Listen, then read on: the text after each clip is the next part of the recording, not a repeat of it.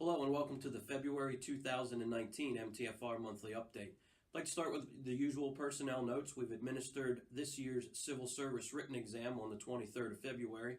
This year we're testing 28 candidates for the open full-time position and several new part-time positions that we believe will be added later this year. CPAT starts for those candidates later in March, so we'll keep everyone in the loop on how those candidates are progressing. Fleet notes for this month. The fleet mechanic has been chasing some nuisance alarms and check engine lights that have been going on in the structural engines. So he is aware of all those. Some of those, while they may be annoying, we would still ask that they get written up in PS tracks every time that they occur so that the fleet mechanic can stay on top of that.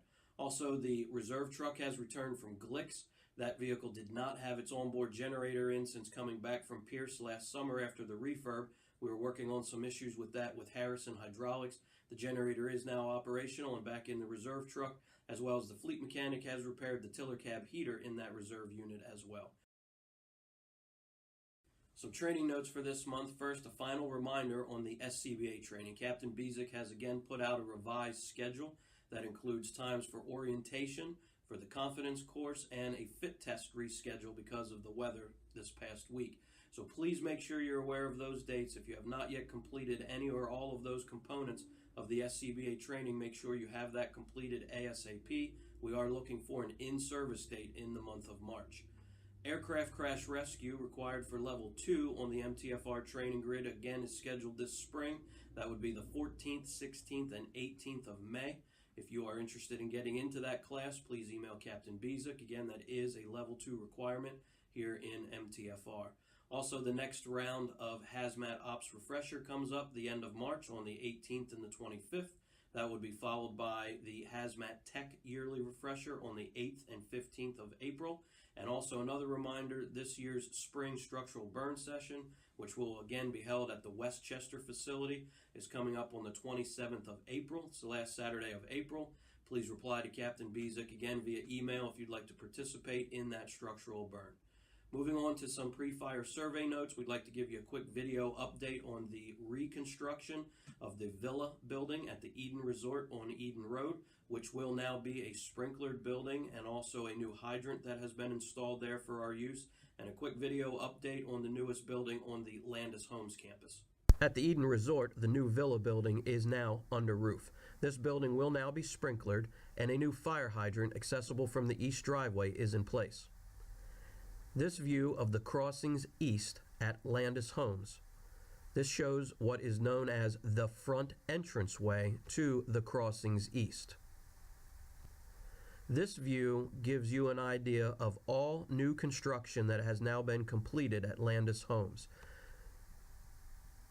We are now capable of walking through the interior of virtually the entire campus, where all buildings have now been interconnected.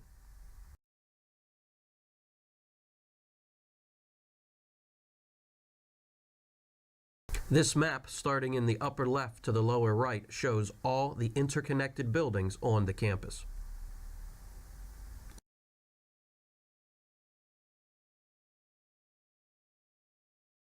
Two items to finish the update this month. You should have received an email from Captain Bezic. The International Association of Fire Chiefs issued a safety stand-down earlier this month, and that is in response to the high number of firefighters that have been struck by and in some cases killed by vehicles over the last few months. Although this does occur, unfortunately, on a somewhat regular basis across the country, the last 3 months have seen a spike in those type of incidents. So again, the IFC issued a safety stand-down. Captain Bezic put out a document to review our policies and procedures here in MTFR. I'm hopeful that everyone took a moment to review those, and it has also been gone over during some of the SCBA trainings over the last few weeks. Again, that is a critically important document. Please review that. Please make sure you are familiar with our policy and procedures here in MTFR. That is a high-frequency event for us to have our apparatus and personnel on the highway, so we want to try and keep you as safe as possible, and that will only be done if you know all of the rules and regulations that we want you to follow here, again, to try and keep you safe. We'd like to end this month, again, with a congratulations. The awards banquet was held last week, so to all of our folks, our volunteers in all 3 stations, that scored awards as top responders and top training hours. Congratulations, and thank you very much for your participation in 2018. And to our 3 Volunteer of the Year award winners and our Career Staff of the Year award winner, congratulations to you 4 as well. Thank you, everyone. Thank you for what you do for us. Stay safe. See you next month.